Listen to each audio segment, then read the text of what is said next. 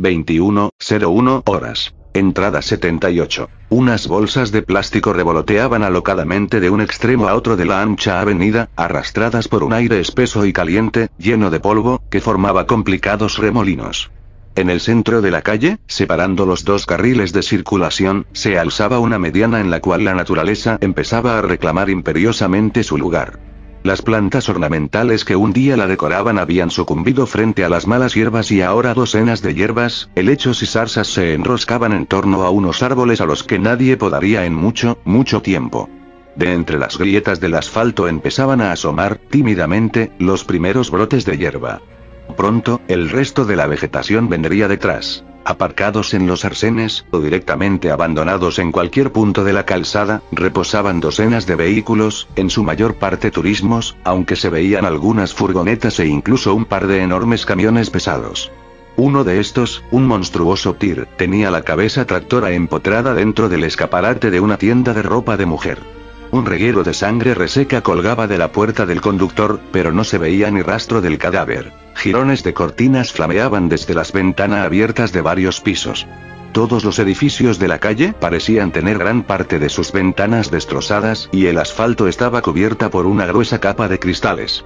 Posiblemente la onda expansiva de alguna gigantesca explosión en el puerto había arrasado gran parte de las ventanas de la ciudad. No se veía ni un solo signo de vida, aparte de docenas de ratas y gaviotas revoloteando por encima de nuestra cabeza. Es curioso. Desde que todo esto empezó he visto perros, gatos, milúculo, ratas y gaviotas, pero sin embargo no he visto ni una sola paloma, ni caballos, ni gorriones ni ningún otro tipo de animal aparte de los citados. Me pregunto si esta epidemia también afecta a otros seres vivos, aparte de los humanos, y en qué medida. Una pregunta más para el montón, que no para de crecer. Prit y yo estábamos apostados detrás de una enorme furgoneta de una empresa de construcción, con el parabrisas reventado y las 4 ruedas deshinchadas.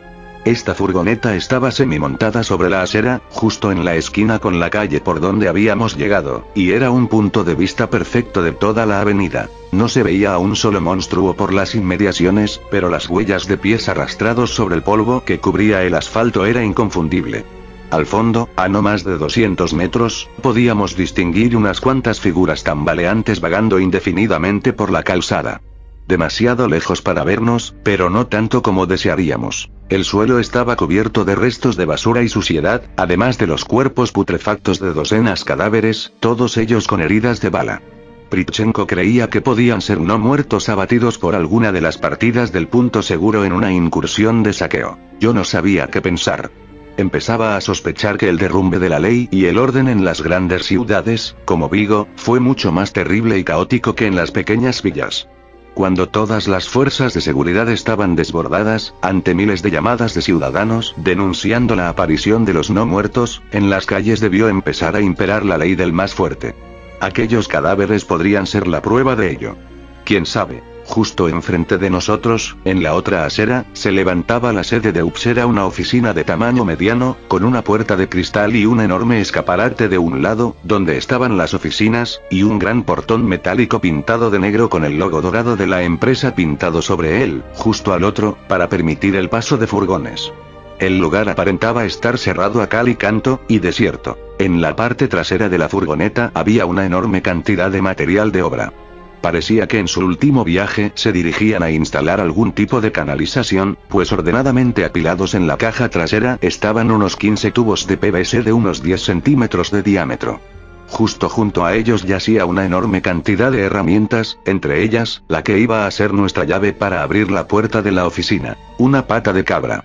Meses atrás, un ratero de poca monta que habíamos defendido en el despacho a través del turno de oficio nos había obsequiado con una detallada descripción del arte del apalancamiento de puertas. Aquel tipo era un auténtico experto y le habían echado el guante infraganti, tras haber limpiado una buena docena de pisos, por lo que no pudimos evitar su condena.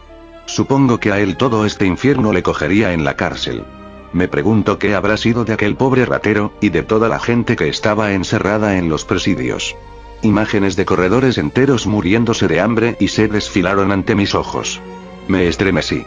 Espero que al menos, aunque criminales, hayan tenido una oportunidad de sobrevivir. Agarrando la pata de cabra con las dos manos, crucé sigilosamente la calzada, con Prichenko pegado a mis talones, dispuesto a poner en práctica las enseñanzas de aquel caco. Es cierto que el saber no ocupa lugar. Fue bastante más fácil de lo esperado. Tras un breve forcejeo, y un par de melladuras en el marco, la puerta se dio de golpe con un sonoro crack que me heló la sangre en las venas. No creo que se oyese a más de 10 metros de distancia, pero a mí me sonó como un cañonazo en el silencio sepulcral de aquella calle. Entramos en el vestíbulo de Ups, por fin habíamos llegado. La oficina de atención al cliente en la que estábamos era funcional y discreta. Un mostrador de madera, con numerosas marcas dejadas por innumerables paquetes, separaba la parte de los clientes de la de los empleados. En una esquina, totalmente seca, el esqueleto de una planta de interior acumulaba polvo. En una mesa baja, entre un par de sillas, se acumulaban unos cuantos periódicos de varios meses atrás y algunas revistas del sector. En el aire flotaba, tenue, pero fácilmente perceptible, un discreto aroma rancio a humo de tabaco. Alguien que trabajaba en aquella oficina fumaba mucho, pese a que ya hacía tiempo que nadie encendía un cigarrillo por allí. Sin embargo, no era ese el único olor. Enmascarado bajo el aroma de tabaco había otro efluvio, muchísimo más intenso y desagradable. El aroma de la podredumbre. El aroma de la muerte. Prit y yo nos pusimos en guardia de inmediato. Enarbolando el hacha me acerqué hasta la puerta batiente que separaba la parte delantera del almacén, mientras el ucraniano se apostaba justo delante, apuntando hacia la misma con el cañón de la inmensa pistola de Trichinev. Le miré, sudoroso, y Víctor asintió con la cabeza. A su señal, le propiné una fuerte patada a la puerta, al tiempo que me echaba a un lado, dejándole libre la línea de tiro a Prichenko. Me encogí, esperando oír la detonación del arma, pero lo único que se escuchaba era la respiración acelerada del ucraniano. Levanté la mirada y vi a Víctor observando algo con expresión demudada a través de la puerta. Me giré, para ver qué era lo que llamaba su atención, y una poderosa arcada me recorrió la garganta, provocándome un espasmo. Colgado de una vigueta del techo mediante un trozo de cuerda, pendía el cadáver semiputrefacto de una persona. Se había pasado un lazo por el cuello y se había ahorcado. Llevaba puesto un mono de Ups enrollado hasta la cintura y una barba de varias semanas cubría su rostro, o al menos eso daba la impresión a través de todos los insectos que le cubrían la cara. Era un espectáculo repugnante. El cuerpo estaba en fase de putrefacción y un chorro de líquidos malolientes había goteado desde el cuerpo hasta el suelo, formando un espeso charco oscuro. El cadáver estaba hinchado por la acción de los gases y parecía obscenamente gordo. De su boca abierta asomaba una enorme lengua morada donde se posaban docenas de moscas de color verduzco, que no paraban de zumbar a su alrededor. Sus ojos habían desaparecido dentro de las cuencas y los dedos de las manos, hinchados y amoratados, recordaban a los de un dibujo animado tras haber sido aplastados. El hedor era espantoso. Prichenko y yo entramos tapándonos la nariz y la boca, procurando no mirar aquel espectáculo grimoso, y mucho menos rozarnos con él. Una breve mirada al almacén sirvió para entenderlo todo de golpe. Aquel pobre individuo se había quedado encerrado allí dentro desde el principio. Seguramente desde detrás del mostrador vio pasar tambaleándose por las calles a los primeros no muertos y reaccionó como la mayoría de la gente, encerrándose hasta que llegase la ayuda. Lamentablemente para él, la ayuda nunca llegó. Fue entonces cuando aquel pobre diablo comenzó su particular infierno.